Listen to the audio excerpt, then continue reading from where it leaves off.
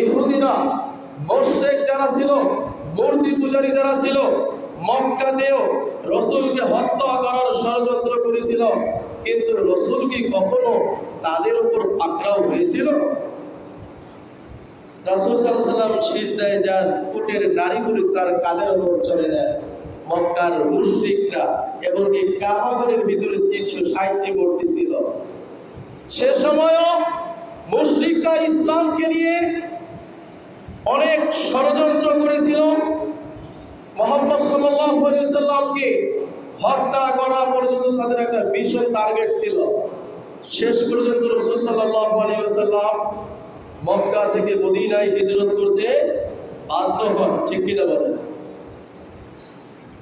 কিন্তু সাহাবায়ে কেরাম, যেমন করে বিলাল রাদিয়াল্লাহু তাআলা আনহুকে যেভাবে নির্যাতন নিপীড়ন করা হয়েছিল, মুসলিমদের কোন সাহাবী, কোন সৈন্য কাফেরদের, মুশরিকদের নির্যাতন করেছিল? আছে ইতিহাস সাক্ষী। মুসলিমরা সব সময় ধৈর্যশীল, নির্যাতন নিপীড়নের শিকার হয়।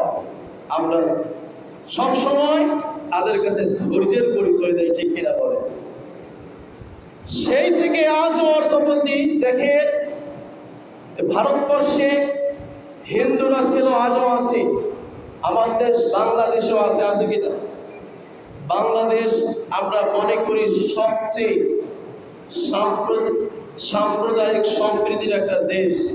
এখানে হিন্দু এবং মুসলিম এমনভাবে আমাদের বসবাস, এমনভাবে আমাদের একটা সম্পর্ক, আমাদের ব্যবসা বাণিজ্য, দোকানপাট, লেনদেন, উঠা, বন্ধু বান্ধব, স্কুল কলেজ, এমন কোন সেক্টর নেই যে হিন্দু আর মুসলমানদের মধ্যে একটা নিবিড় ভালোবাসার সম্পর্ক নেই। আছে কোথাও? আছে? সেই দিক থেকে বাংলাদেশ হচ্ছে সবচেয়ে সাম্প্রদায়িক সম্প্রীতির বন্ধনের একটি দেশ, সেটার নাম বাংলাদেশ। আমরা সর্বদাই হিন্দুদেরকে রেসপেক্ট করি, তাদেরকে যথাযথ সম্মান করি। 5 আগস্টে যখন শেখ হাসিনা পলায়ন করে, এই দেশে যত মন্দির ছিল, এই মন্দিরগুলো মুসলিমরা, আলেম সমাজরা, মাদ্রাসার ছাত্ররাই পাহারা দিয়েছিল, ঠিক কিনা বলে? যাতে করে এখানে কোনো অশান্তি, দাঙ্গার সৃষ্টি না হয়। এরপরেও কিন্তু বর্তমান হিন্দুদের মধ্যে অনেকে আমাদের মুসলিমদেরকে নিয়ে ষড়যন্ত্র করতেছে, ঠিক কিনা বলে? কথা বলতে হবে মুসলিম, চুপ থাকলে আর চলবে না। আপনি খবর দেখেন, খবর পড়েন, আপনি কোথায় আছেন? আমরা হিন্দুদের সেলুট করি, এখনো আমাদের সাথে যারা আছে সুসম্পর্কটা বজায় রেখে যথাযথ সম্মান করি। কিন্তু বিপরীত হচ্ছে, আমরা তাদেরকে যতটা ভালোবাসি, এই ভালোবাসার সুযোগ নিয়ে তারা আমাদেরকে নিয়ে, ইসলামকে নিয়ে, আমাদের মা বোনদেরকে নিয়ে একটা ষড়যন্ত্রের হাত তারা পেতেছে। এই জন্য আল্লাহ রাব্বুল আলামিন কোরআনুল কারীমে বলেছেন, সূরা মাইদার ৮২ নম্বর আয়াত, আল্লাহ নিজের ভাষায় তিনি নিজেই বলেছেন, لَتَجِدَنَّ أَشَدَّ النَّاسِ عَدَاوَةً لِلَّذِينَ آمَنُوا الْيَهُودَ وَالَّذِينَ أَشْرَكُوا। হে নবী, আপনি মুসলমানদেরকে বলে দিয়ে দেন, তোমাদের মধ্যে সবচেয়ে শত্রু পোষণকারী হিসাবে তোমাদের সবচেয়ে শত্রু হিসাবে পেয়ে যাবে তোমরা ইহুদি এবং মুশরিকদেরকে। আল্লাহ যে বলেছেন তোমাদের শত্রু ইহুদি আর কারা? মুশরিক। যারা মুশরিক কারা? যারা মূর্তি পূজারী তারা, ঠিক কিনা? আমরা যতই তাদেরকে ভালোবাসি না কেন, যতই তাদের কাছাকাছি হতে চাই না কেন, কিন্তু আমরা অনুপাত হারে যদি আমরা গড় করি, সম্মানের দিক থেকে ওদের থেকে আমরা এগিয়ে আসি, অথচ তারা কিন্তু সংখ্যালঘু, ঠিক কিনা বলেন? আমার দেশ কি মুসলিম কান্ট্রি, 92-91% মুসলমানের বসবাস। 2022 সালে যে জরিপ 7.95 মানে 8% হিন্দু, 8% হিন্দু রয়েছে বাংলাদেশ, 91% মুসলিম রয়েছে। এরপরেও আমরা চাই ধর্ম বর্ণ সকল ধর্মের লোক, সকল বর্ণের লোক আমার দেশে থাক, সবাই মিলেমিশে আমরা আমার দেশটাকে এগিয়ে নিয়ে যাই। আমরা তাদেরকে যতটা সম্মান করি, বিপরীতে আমরা তাদের সম্মান কিন্তু পাই না। ভিতরে ভিতরে ওরা আমাদেরকে শত্রু হিসাবে নিয়েছে। আল্লাহ এই কথা বলেছে, ঠিক কিনা বলে? লাতাজিদান্না আশাদ্দান নাস আদাওয়াতান লিল্লাযীনা আমানুল ইয়াহুদা ওয়াল্লাযীনা আশরাকু। এই পৃথিবীর বুকে যত ধর্ম রয়েছে, যত বর্ণ রয়েছে, এই ধর্মের বর্ণের মধ্যে যত মানুষ রয়েছে, মানব জাতির মধ্যে মুসলমানদের দুইটা হলো সবচেয়ে বড় শত্রু, একটা ইহুদি আর একটা মুশরিক, খ্রিস্টান। খ্রিস্টান এখন ইহুদিদের ছত্রছায়ায় রয়েছে, ঠিক আছে। আল্লাহ বলেছেন ইহুদি আর মুশরিক যারা, এরা হলো সবচেয়ে আমাদের কি বড় শত্রু মুসলমান।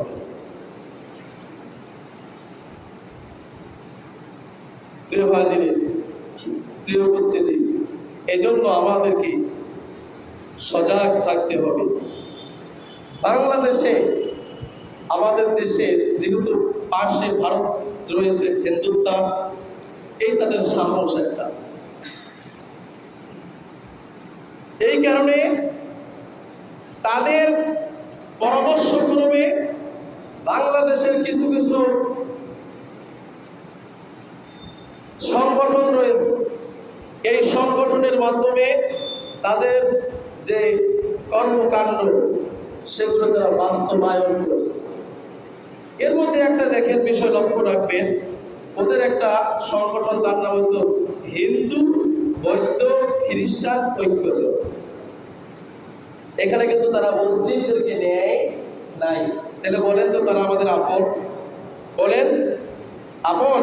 ওরা কি বলেছিল হিন্দু বৌদ্ধ মুসলিম খ্রিস্টান ঐক্যজোট? ওরা ভাগ করে দিয়েছে আপনাকে আমাকে,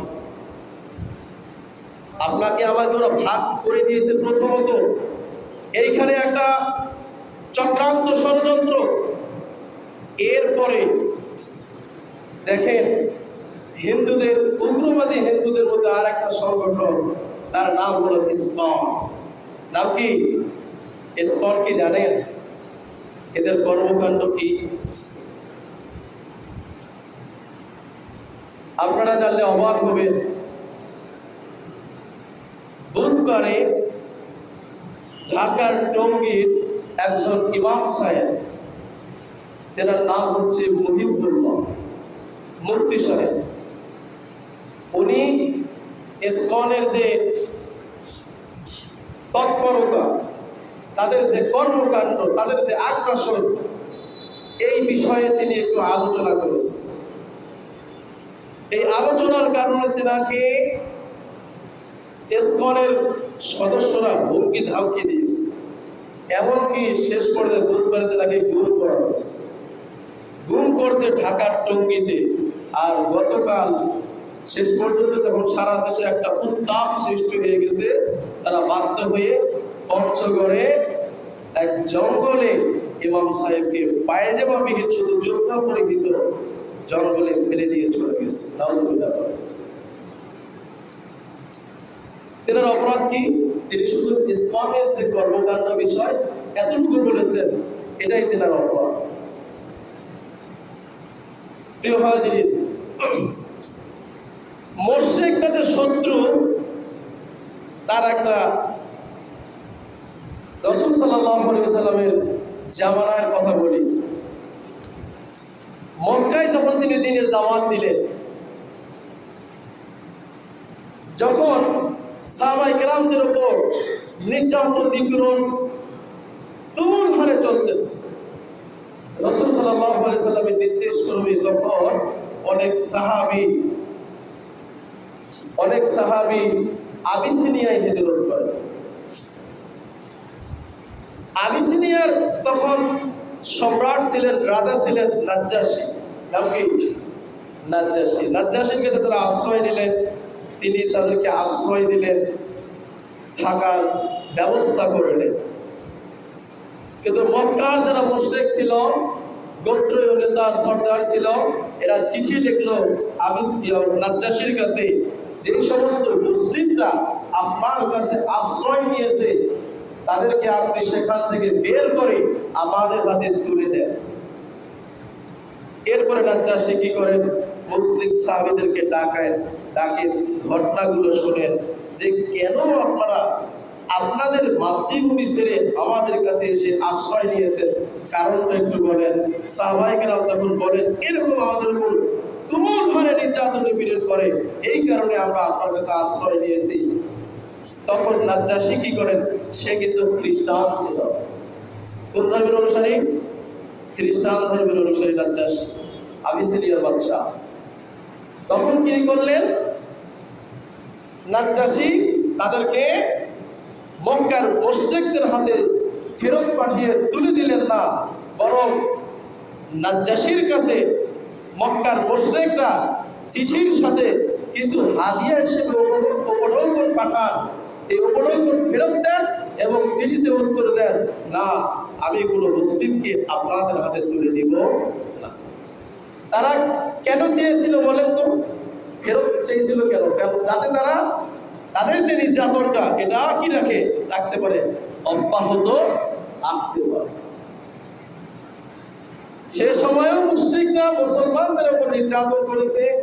এখনো আপনারা জানেন ভারতের মধ্যে মুসলিমরা সবচেয়ে অসহায়, জানেন তো?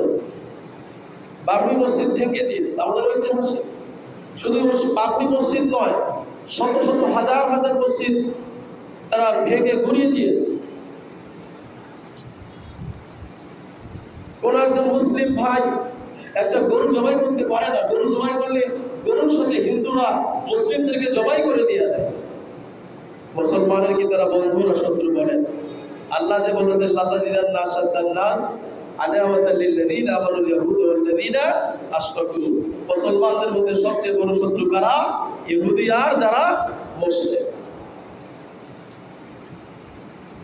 তো আরবি এরকম ছিল, ভারতীয় এই অবস্থা, সংখ্যালঘু মুসলিমরা অসহায়। আর কাশ্মীরে তো চলছে, 1947টা ইংরেজরা নিপীড়ন করেছে। 47-এ যখন ভাগ হয়েছিল তখন থেকে আজ 2025 সাল পর্যন্ত এখন পর্যন্ত কাশ্মীরে মুসলিমদের উপর নির্যাতন নিপীড়ন চলমানেই আছে। এখন বাংলাদেশের কথা আমরা বলি, বাংলাদেশে হিন্দুরা কিন্তু বেপরোয়া হয়ে গেছে। তারা চাচ্ছে যে এটার মধ্যে একটা দ্বন্দ্ব, কলহ, দাঙ্গার সৃষ্টি হয়ে যাক, অশান্ত একটা পরিবেশ তৈরি হয়ে যাক, ঠিক কিনা বলে? এই জন্য কিছু কিছু হিন্দু বেপরোয়া হয়ে গেছে, বিশেষ করে উগ্রবাদী ইসকন এই সমস্ত হিন্দুরা। আপনারা জানেন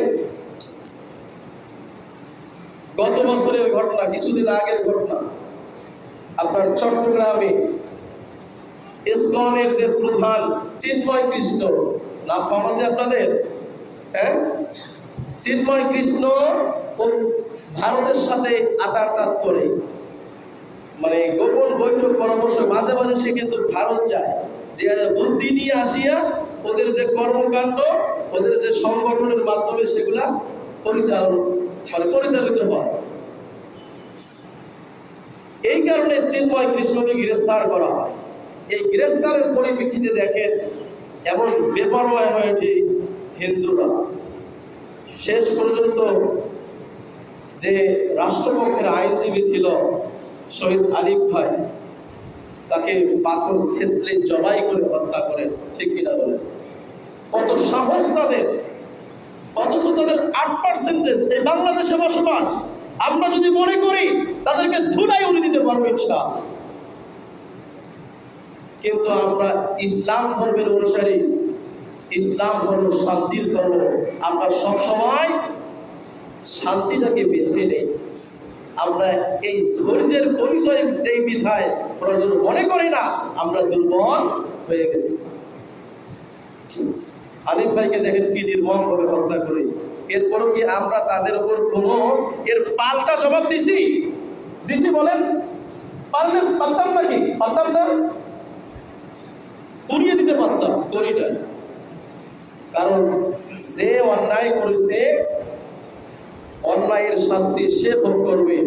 অন্য কেন অসহায় হিন্দু হলেও কোনো অসহায় মানুষের উপর আমরা জুলুম করতে পারি না। এটার নাম ইসলাম ধর্ম নয়। সবসময় আমাদের শান্তিটাকে আমরা বেছে নিই। এরপরে কয়েকটা ঘটনা আপনাদেরকে আরো বলি। 2024 সালের 18 এপ্রিল, আপনাদের এই ঘটনা মনে আছে কিনা জানি না, এই বিষয়ে আমি আলোচনা করেছিলাম অনেকদিন হয়ে গেল, 1.5 বছর আগের ঘটনা, যে ফরিদপুরের মধুখালী উপজেলার পঞ্চপল্লী গ্রামের একটা মন্দিরের ঘটনা ঘটেছিল।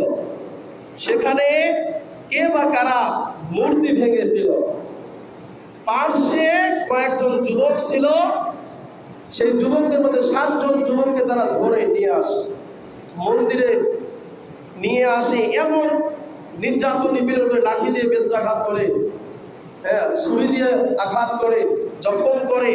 তাদের মধ্যে 2 জন কোরআনের হাফেজ ছিল। এই 2 জনের নাম হলো, একজনের নাম হচ্ছে আশরাফুল হক, আর একজন 15 বছরের কিশোর ছিল, তার নাম হলো আরশাদুল হক। এই 2 জনের কোরআনের হাফেজ ছিল। এই 2 জন তাকে লাঠি দিয়ে মারতে মারতে শহীদ করে দিয়ে দেয়।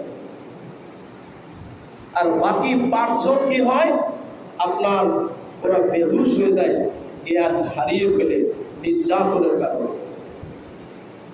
এবং আপনার কি ফর্ম আছে, আপনি এখন সার্চ দেবেন, ভিডিও ফুটেজ পাবেন, ওই ভিডিও ফিরে আপনার ওরাই ফিরে সরিয়ে দেয়। তাদের সাহস কত করে দেখেন।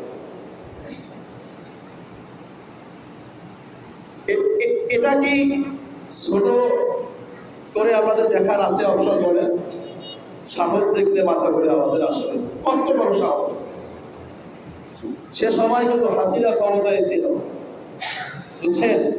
খুব একটা এর পরিপ্রেক্ষিতে খুব যে একটা আইনের যে একটা শাসন বা আইনের যে একটা ন্যূনতম ন্যায় বিচার, সেটা কিন্তু পাওয়া হয়নি। এরপরে আরো কয়েকটি ঘটনা আছে। তারপরে সাম্প্রতিক সময়ের কিছু ঘটনা আপনাকে বলব। ঢাকায় বিভিন্ন জায়গায় হিন্দু যুবকরা তারা মুসলিম মেয়েদেরকে অনেকভাবে প্রলোভন দিয়ে প্রেমের ফাঁদে ফেলে তাদেরকে আপনার ধর্ষণ, অবৈধ সম্পর্ক করে তাদের যে চাহিদা মেটাচ্ছে। নাউজুবিল্লাহ। এমনকি বুয়েটের এক ছাত্র, তার নাম হচ্ছে শ্রীশান্ত রায়, কিছুদিন আগে বুয়েটের ছাত্ররা আন্দোলন করেছিল, স্মরণ আছে আপনাদের? 3-4 দিন আগের ঘটনা। শ্রীশান্ত রায় এক মুসলিম বোনকে ধর্ষণ করার পরে সে নিজের ফেসবুকে স্ট্যাটাস দিয়েছে যে আমি একজন মুসলিম মেয়েকে ধর্ষণ করেছি, এটাতে আমার যে এত আনন্দ, আমার খায়েশ মিটেছে। নাউজুবিল্লাহ। সাহস কত করে দেখছেন? একজন মুসলমান যদি হিন্দুদের কাছে পোস্ট দেখুন, হিন্দুরা উত্তাল হয়ে যাবে, হবে না? চুপ থাকবে না। এই পরিপ্রেক্ষিতে বুয়েটের ছাত্ররা আন্দোলন করেছে। সেই আন্দোলনের কথা আপনারা জানলে অবাক হয়ে যাবেন। দেশে শুধু ওই রাজাকার বলে না, রাজাকার দিয়ে আসলে ভরপুর, মুসলমানের শত্রু দিয়ে ভরপুর। এদেশে এখনো অনেক শত্রু বিরাজমান করতেছে, মুসলমানদের শত্রু বলবো। সেখানে যখন আন্দোলন করেছিল, পুলিশ বলেছিল যে আইন আছে, আইনের শাসন হচ্ছে ধীরে স্থির, আস্তে আস্তে হবে। আর এই প্রেক্ষিতে পরে তদন্ত করে দেখা গেছে এই শ্রীশান্ত রায়ের বাবা বাংলাদেশের যে ব্যাংক রয়েছে, বাংলাদেশ ব্যাংকের একজন কর্মকর্তা। যদি বাংলাদেশ ব্যাংকের একজন সিনিয়র কর্মকর্তা হয়, তার ক্ষমতা আছে না? এই কারণে তার ছেলে অপরাধ করা সত্ত্বেও আইনের প্রশাসনের মাধ্যমে তার ছেলেকে সে সেফটি দিচ্ছে। অবশ্যই এটা হচ্ছে মুসলিম কান্ট্রির একটা দেশ। শেষ পর্যন্ত বাধ্য হয়ে কিন্তু শ্রীশান্ত রায়কে গ্রেফতার করে পুলিশ। এই অবস্থা আমাদের দেশের ঘটনা। আর কিছুক্ষণ আগে তো একটা ঘটনা বললাম যে ইসকনের কর্মকাণ্ডের ব্যাপারে শুধু মহিবুল্লাহ টঙ্গীর যে ইমাম শুধু খুতবায় আলোচনা করেছেন কিছু মানুষের কাছে, এই আলোচনা কিভাবে যে ইসকনের সদস্য জানলো, জানার প্রেক্ষিতে ওনাকে হত্যা করার হুমকি দেয়, অপহরণ করে গুম করে গতকাল সেটা পঞ্চগড়ে পাওয়া যায়। এবং ওনার সহ ওরা ইসকনের সদস্যরা ফেসবুকে সোশ্যাল মিডিয়ায় পোস্ট করেছে, একটা কার্টুন আর্ট করেছে। ওই কার্টুনের মধ্যে তার গলায় কি দিয়েছে বলেন তো? শরীর চিত্র দিয়েছে। মানে আপনারা চুপ থাকেন, তাহলে আপনাদের আলেমদেরকে ছাড় দেওয়া হবে না, নাউজুবিল্লাহ বলেন। আর আমরা মুসলমানরা চুপচাপ আছি। এমনকি জানেন পোস্ট কি দিয়েছে? খুব শীঘ্রই বাংলাদেশের মৌলবাদীদেরকে নিধন করা হবে, মৌলবাদীদেরকে রাখা হবে না। এমনকি তোমাদের যে জাতীয় মসজিদ বাইতুল মুকাররম রয়েছে, সেই বাইতুল মুকাররমকেও আমরা অতি শীঘ্রই উড়িয়ে দিব। সেখানে উড়িয়ে দিয়ে আমরা আমাদের ধর্মকে প্রতিষ্ঠিত করবো। নাউজুবিল্লাহ বলেন। চাটা কথা, বাইতুল মুকাররমকে উড়িয়ে দিব। ফেসবুকে পোস্ট করেছে ইসকনের সদস্যরা। অথচ ইসকন এই দলটি আবির্ভাব হয় 13 জুলাই 1966 সালে। আবার সেটা ভারতে নয়, এটা আমেরিকার নিউইয়র্ক শহরে। এই সংগঠনের প্রতিষ্ঠাতার নাম হচ্ছে আপনার অভয়চরণ্য ভক্তিবাদেন্দ্র স্বামী প্রভুপাদ। ইনি এই সংগঠনটি তৈরি করেন, সেটা নিউইয়র্ক শহরে। সে ছিল কিন্তু ভারতীয়, ভারত থেকে আমেরিকায় গিয়ে এই সংগঠন তৈরি করে।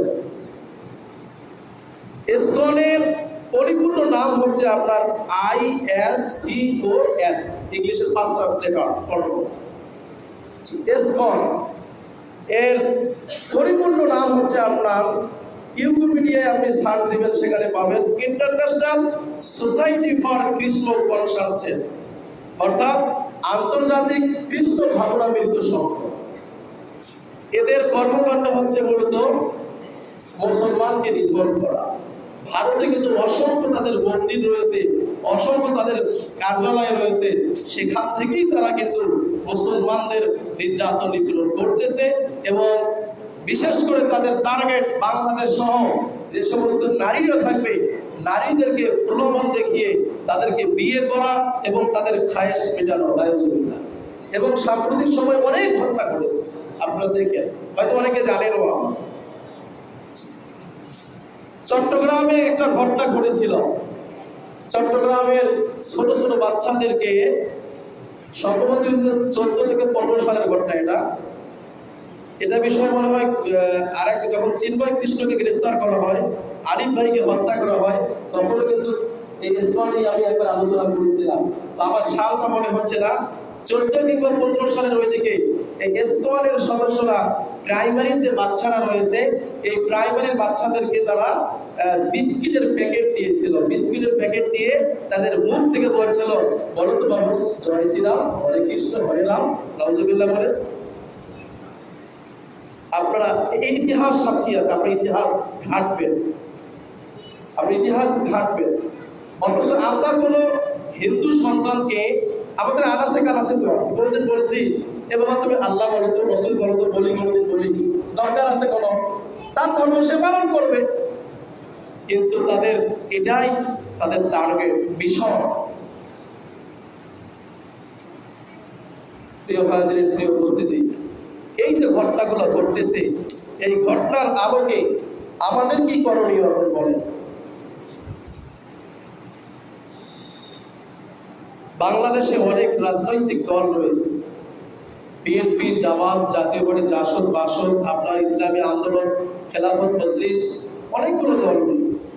তাদের মধ্যে শুধু আমি দেখলাম এক ভাই, তার নাম হলো আতাউর রহমান বিক্রমপুরী, নামটা মনে রাখেন, আতাউর রহমান বিক্রমপুরী। এই হুজুর শুধু একমাত্র এই ইসকনের বিরুদ্ধে, এবং যেই সমস্ত হিন্দু যুবকরা মুসলমান নারীদেরকে ধর্ষণ করতেছে, অপহরণ করতেছে, ইনি শুধু তৎপর হয়েছে। বাকিগুলো তো অন্যদের আমরা সেরকম একটা ভূমিকা পাচ্ছি না। গতকাল আর একটা ভিডিও পাইলাম, এনসিপির যে সার্জিস আলম, উত্তরবঙ্গের মুখ্য আহ্বায়ক, যে সার্জিসের একটা বক্তব্য আমি পাইলাম।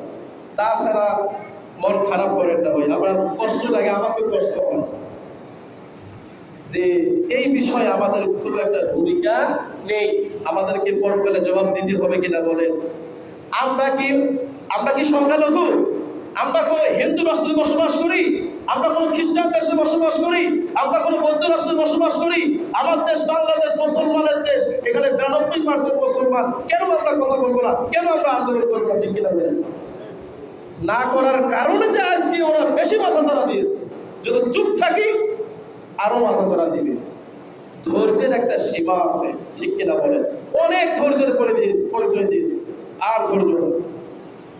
এজন্য আসুন ভাই, আমরা তৎপর হই, নিজ নিজ জায়গা থেকে আমরা সজাগ হই, সচেতন হই, আন্দোলন করে তুলি এবং আমরা মুসলিমরা একতাবদ্ধ হই। আমাদের মধ্যে দ্বন্দ্ব কলহ বিলাপ ভুলে যাই। আমরা দ্বন্দ্ব থাকতে পারে, কিন্তু আমরা সবাই কি মুসলিম, ঠিক কিনা বলে? আল্লাহ আমাদেরকে বোঝার তৌফিক দান করুন বলে আমিন। আরেকটা বিষয় বলি ভাই, আমাদের কি করণীয়? মন খারাপ করবেন না। হিন্দু বলতে অন্যান্য যত ধর্মাবলম্বী আছে, যত পারি যতটুকু দরকার অতটুকু প্রয়োজন সারবেন। তাছাড়া গভীর সম্পর্ক তাদের সাথে তৈরি করবেন না। আল্লাহ বলছেন তোমাদের মধ্যে শত্রু হলো এই দুনিয়ার কারা, যারা মুশরিক, যারা দেবদেবীর পূজা করে। ওদের সাথে সম্পর্ক তৈরি করে কোনো লাভ হবে না। দিনের দাওয়াত দিব, যদি দিতে পারি দিলাম, না দিলাম তো নাই দিলাম। আর একটা বিষয় মনে রাখবেন, আমাদের এলাকায় অসংখ্য অগণিত হিন্দুদের দোকান আছে না, যেগুলা মনে করেন খাদ্যের দোকান বাদে অন্যান্য যে দোকান আছে, তাদের কাছ থেকে বিক্রয় করা থেকে সর্বদা নিজেকে সেফ রাখার চেষ্টা করবেন। কারণ মনে করেন তার কাছ থেকে আমরা ক্রয় নিচ্ছি, ক্রয় করার কারণে তার একটা লভ্যাংশ হচ্ছে, সেই লভ্যাংশ দিয়ে আবার মুসলমানদের মনে করেন নিধন কাজে সেটাকে কাজে লাগাচ্ছে, ঠিক কিনা বলুন? এই জন্য যত পারি আমরা তাদেরকে এড়িয়ে যাব। যদি নিতান্ত নিতেই হয় তো নিব, আর যদি বিকল্প কোনো পথ পাই বা অন্য কোনো পার্টনারশিপ থাকে, তাদের সাথে আমরা শেয়ার করব, ঠিক আছে? এটা করবেন। পাশাপাশি হিন্দুদের কিন্তু বিশেষ করে হোটেলের দোকান আছে। আপনারা ফেসবুক দেখবেন, আমি অনেকদিন আগে ফেসবুকে একটা দেখছি ভিডিও, এক হিন্দু যুবক ছেলে মিষ্টি যে বানাইছে না, মিষ্টি বানাইছে, সে মিষ্টির মধ্যে সে প্রস্রাব করে দিচ্ছে, নাউজুবিল্লাহ বলে। আর এগুলো কে খাবে? আমরা মুসলমান খাবো না? আরো একটা আছে তাদের গভীর ষড়যন্ত্র, ভারতের মিডিয়া এটা প্রকাশ করেছে। ভারতে যে সমস্ত হিন্দুরা মিষ্টি তৈরি করে, ওরা কি করে মিষ্টির ছানার মধ্যে, মিষ্টির মধ্যে গরু, তো ওদের তো মা হয় না, তো গরুর যে প্রস্রাব আর যে গোবর ওটা মিশ্রণ করে, এইটা তারা কল্যাণ মনে করে, নাউজুবিল্লাহ বলে। ওরাও খায় এবং মুসলমানদেরকেও সেটা খাওয়ায়, নাউজুবিল্লাহ। এটা হতে পারে আমাদের দেশেও।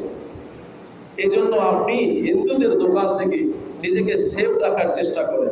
যদি আমার কথা আপনাকে ভালো লাগে, কিংবা আপনি তদন্ত করেন, হতেও পারে। তো মুসলিম ভাইয়ের দোকান আছে, সেখানে আপনি ক্রয় করেন, ঠিক কিনা বলেন? ওরা আছে সমস্যা, আপনি গবেষণা করবেন বিষয়টাকে নিয়ে। আর একটা বিষয়, তাদের সাথে কেন আমরা বেশি সম্পর্ক করব না? এবং এখন বর্তমান তো আমাদের যে কর্মকাণ্ড, পোশাক আশাক, চেহারা সুরত, উঠোন চলাফেরা, সবকিছু কিন্তু আমরা ইহুদি খ্রিস্টান মুসলিমদেরকে আপন করে নিয়েছি। দেখবেন প্রত্যেকের বাসায় টেলিভিশন আছে, টেলিভিশনে দেখবেন যে ভারতীয় যে চ্যানেল, ঘন্টার পর ঘন্টা, রাতকে দিন চলতেছে, তাই না? তো এই সংস্কৃতি থেকে নিজেকে হেফাজত করো। কারণ আল্লাহ রাসূল হাদিসে বর্ণনা করেছেন, যে জাতি যার অনুসরণ করবে পরকালে তার সাথে তার হাসর নাসর হবে, নাউজুবিল্লাহ।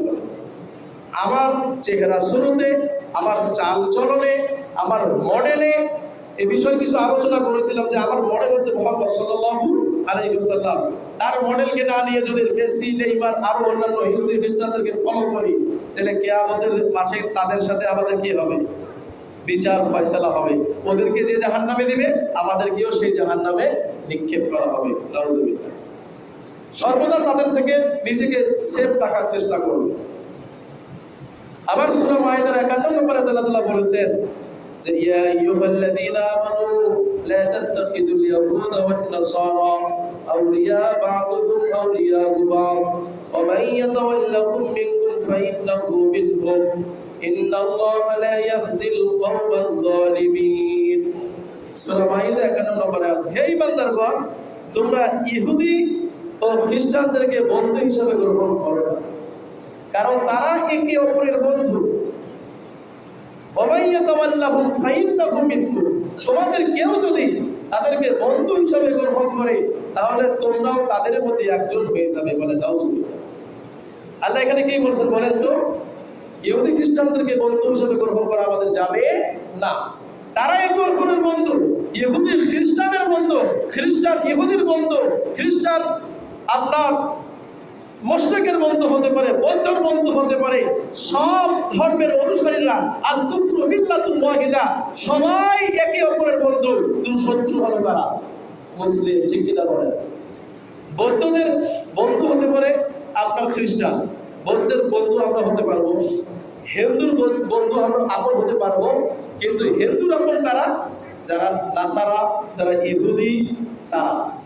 কিন্তু সকলের দেখবেন ইহুদির বন্ধু খ্রিস্টান নয়, খ্রিস্টানের শত্রু নয়, খ্রিস্টানের শত্রু আবার হিন্দুরা নয়, তারা কিন্তু সবাই বন্ধু। সকলের শত্রু হয়েছে আমরা মুসলিমরা। আল্লাহ এই কথা বলেছেন। এজন্য তোমরা যদি তাদেরকে বন্ধু হিসাবে গ্রহণ করো তাহলে তোমরাও তাই হয়ে যাবে। হিন্দুকে বন্ধু বললে হিন্দু হব, খ্রিস্টানকে বন্ধু হিসাবে গ্রহণ করলে খ্রিস্টান হব, ইহুদিকে বন্ধু হিসাবে গ্রহণ করলে আমিও কি হয়ে যাব? হিন্দু হয়ে যাব। ওয়ামান ইয়াতাওয়াল্লাহু ফাইন্নাহু মিনহুম। আল্লাহ এই কথা বলেছেন। অতএব ভারত কখনো আমাদের বন্ধু হতে পারে না, কোনোদিন হবেও না। এমনকি গাজওয়াতুল হিন্দ হবে, তাদের সাথে আমাদের একটা যুদ্ধ হবে।